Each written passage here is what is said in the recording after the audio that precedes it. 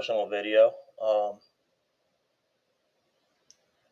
I'm gonna I'm gonna eventually make a full video explanation of everything that happened in my history, but um, this is more just I have no way to reach my daughter or let her know that I care about her and love her and miss her. Um, so short version, um, in 2017, I turned my life around. Had a great job, had my family back together.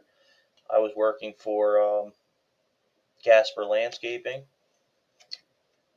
I didn't know it at the time, but I was working for Township Supervisor's own business. Um, when the COVID pandemic came, and I started showing really strange symptoms. I had blisters all over my hand out of nowhere. Covered my whole hand. I had brain swelling. I was leaking cerebral fluid out of my nose. And then one day I had sudden onset hallucinations. Now, at this time, I knew that, that it was fishy and, it had something to do with the pandemic. It was more than obvious to me. I'd never experienced anything like this in my life.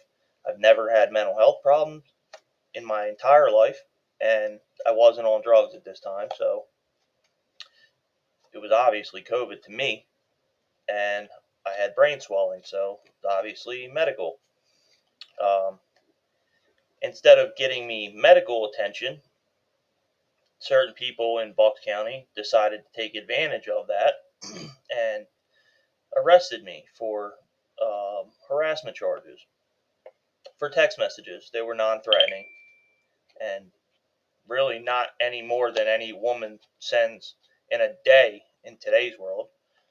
Um, there was no victim at court, and yet Judge Duple still sent it to Superior Court when it should have been thrown out right then and there. Um, the whole thing was, for some reason, they wanted me to say on record that I had mental health problems and a mental health diagnosis that I never had. Never once had a diagnosis. And I needed medical attention. Instead of getting me medical attention, they used these symptoms of COVID to destroy my entire life. Destroy my entire life. Everything I worked for to turn my life around, destroyed over COVID symptoms. And these people taking advantage of it. Why did they take advantage of it? A couple things stand out to me. Um, the businesses benefited from this.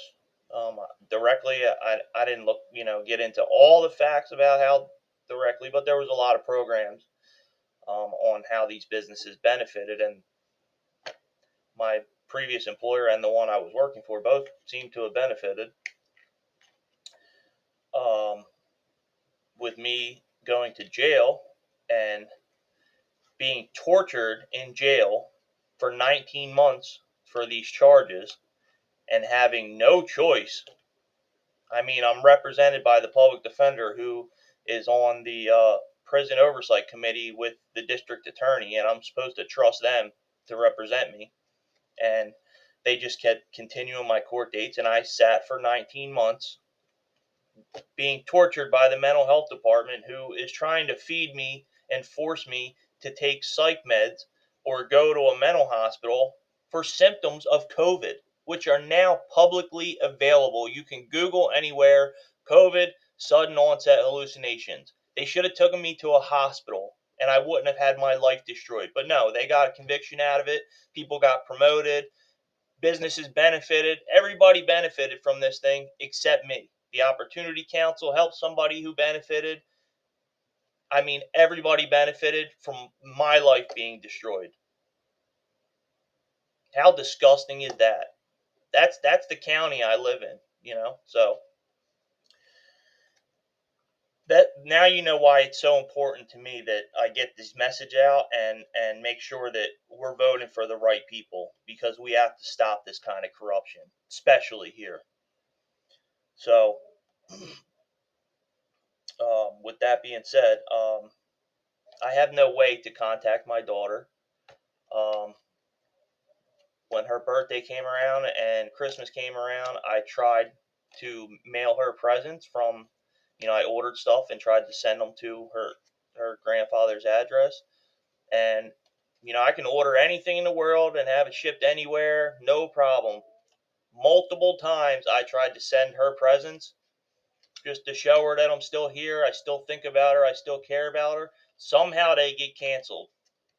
I don't know who's to blame, how they're doing it. It's obviously illegal, but I could probably guess that it could be a corrupt captain and maybe one of his family members, his long list of family members who are spread out through this county and work in multiple departments and can easily, you know, be a part of my case without me knowing it. Family court, the police station, whatever, easy for them. So the message is for my daughter that I am still here and I still care about you. I still love you. I miss you. I think about you every day.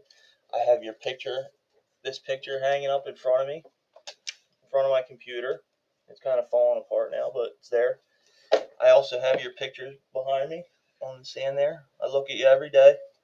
I wonder how you're doing. And I want you to know that I love you very much. And I can't wait to be a part of your life again.